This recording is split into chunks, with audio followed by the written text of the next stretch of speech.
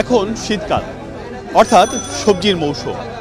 এই মৌসুমেই ফসল ঘরে তোলে কৃষক, কারো মুখে হাসি, কেউ বা বেজার। বলা হয়ে থাকে কৃষক আর ভোক্তার মাঝখানে যে মধ্যবর্তী সত্তা, তাদের কাছেই লাভের বেশিরভাগ অংশ চলে যায়।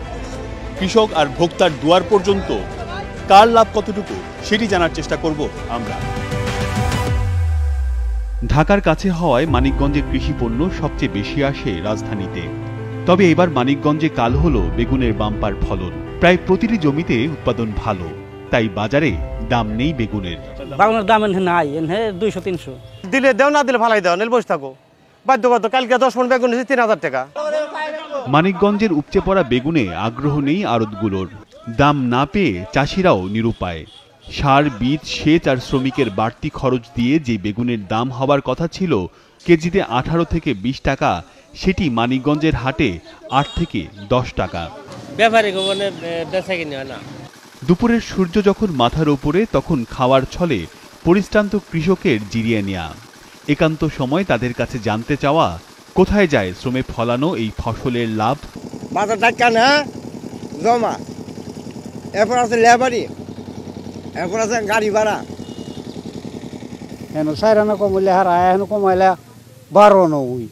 মধ্যস্বত্বভোগী নামের এক অদৃশ্য চক্র অর্থনীতির ভাষায়, যা কিনা বিপণন ব্যবস্থা বা সাপ্লাই চেইন, যার সবচেয়ে নিচে কৃষকের অবস্থান আর উপরে সাধারণ ক্রেতা। মাঝখানে ফড়িয়া, ব্যাপারী, আড়তদার, পাইকার, খুচরা বিক্রেতা। পুরো বিষয়টি বুঝতে আমরা যাব নরসিংদীর বারুইচার হাটে। সকালের হাট কিছুক্ষণ আগেই শেষ, এবার অপেক্ষা দুপুরবেলার হাটের। নরসিংদীতে সবচেয়ে বেশি হয়েছে শিম আর ধনিয়া পাতা। গেল কয়েকদিন ধরে দামও ভালো। যে ফুল আসছিল এই ফুল যদি থাকতো তাহলে অনেক টাকা বিক্রি হতো। দুপুরের আগেই ভ্যানে পণ্য বোঝাই করে বারুইচার বাজারের উদ্দেশ্যে রওনা হন কৃষক। উৎপাদন খরচ, শ্রম, ঘাম আর বাড়তি শ্রমিকের মজুরির সাথে যুক্ত এই ভ্যান ভাড়াও। এরই মধ্যেই হাটে পৌঁছানোর আগেই মাঝপথে ভ্যানে ফরিয়াদের হানা শুরু হয় দরদাম। যে শিম আড়তে 30 টাকা কেজি পাবার আশা ছিল, ফরিয়া সেটি নিলেন 28 টাকায়। আর খরচ বাদ দিলে কৃষকের হাতে এলো 25 টাকা। এবার ফরিয়াদের সাথেই যাওয়া হলো বারুইচার বাজারে। 2 কিলো পথ পাড়ি দিয়েই ফরিয়া 2 টাকা লাভ করে আড়তে শিম বিক্রি করলেন 30 টাকা কেজি দরে। জমে উঠল দুপুরের বারুইচার হাট।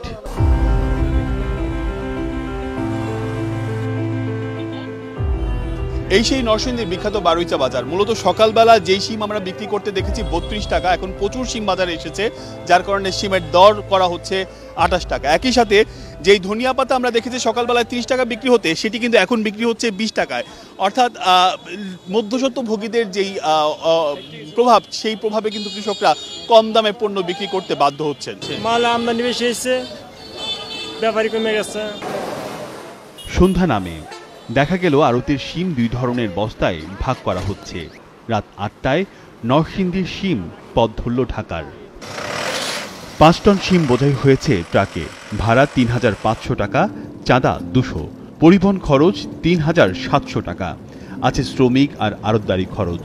সব মিলে ঢাকা পর্যন্ত পৌঁছাতে কেজিতে খরচ 3 টাকা। রাত 11টায় কারণ বাজারে পৌঁছায় ট্রাকটি।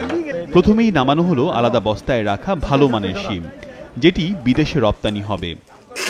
ট্রাক থামার আগেই ভালো জাতের এই শিম বিক্রি হয়েছে 45 থেকে 50 টাকায়, অর্থাৎ 32 টাকার শিমে লাভ কেজিতে 10 থেকে 15 টাকা।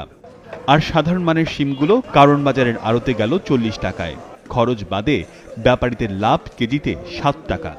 একইভাবে নরসিংদীর 20 থেকে 28 টাকার ধনিয়া পাতা কারণ বাজারে আসতেই কেজি হলো 40 টাকা।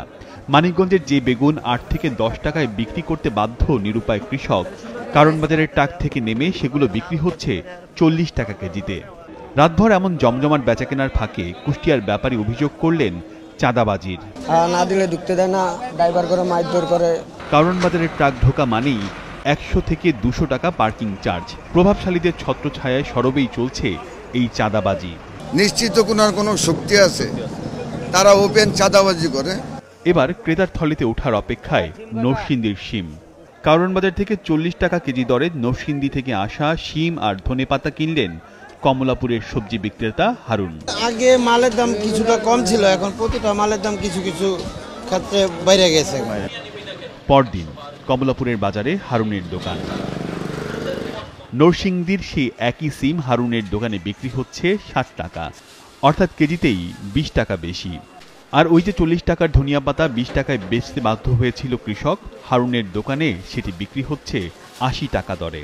বাংলাদেশে তো অনেক পর্যাপ্ত পরিমাণ সিম হয়, শীতের মৌসুমে অনেক সবজি হয়, কম দাম থাকার কথা, সেইখানে এখন দাম প্রচুর দাম। মাঠ থেকে ভোক্তার থলে সবজির এই সফরে কে গুনছেন লাভের সব থেকে বেশি অংশ? 4000 কেজি 5000 কেজি প্রতি কেজিতে যদি 10 টাকা করে তার লাভ হয়, তাহলে কিন্তু 40,000 টাকা 50,000 টাকা তিনি কিন্তু লাভ করে ফেলতে পারেন। কিন্তু খুচরা বাজারে যিনি খুচরা ক্রেতা, তিনি তো বিক্রি করেন 50 কেজি 100 কেজি, অতএব তাকে তো এই 50 কেজি 100 কেজি বিক্রি করেই তার দিনের উপার্জনটা নিশ্চিত করতে হয়। কৃষি পণ্যের বাজার নিয়ন্ত্রণে কৃষি বিপণন আইন আছে দেশে, কিন্তু সেই আইন পতনশীল পণ্যের ক্ষেত্রে অকার্যকর। তাহলে কৃষকের পর ফড়িয়া, ব্যাপারী, আড়তদার, পাইকার আর খুচরা, এই যে চক্রের দৌরাত্ম্য, তা থেকে মুক্তির উপায় কি?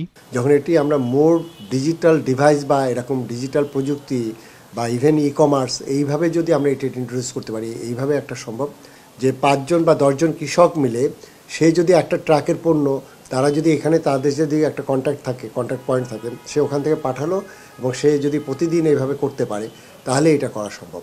রোদে পুড়ে বৃষ্টিতে ভিজে শ্রমে ঘামে যে ফসল ঘরে তুলে কৃষক, শুধুমাত্র হাত বদল করে তার থেকে কয়েক গুণ আয় করে মধ্যস্বত্বভোগীরা। বাংলাদেশের প্রেক্ষাপটে মধ্যস্বত্বভোগীদের অস্বীকার করা সম্ভব নয়, তারপরেও তাদেরকে নিয়ন্ত্রণের কথা কি কখনো কেউ ভেবেছে? রিয়াজ সেজান, ৭১, ঢাকা।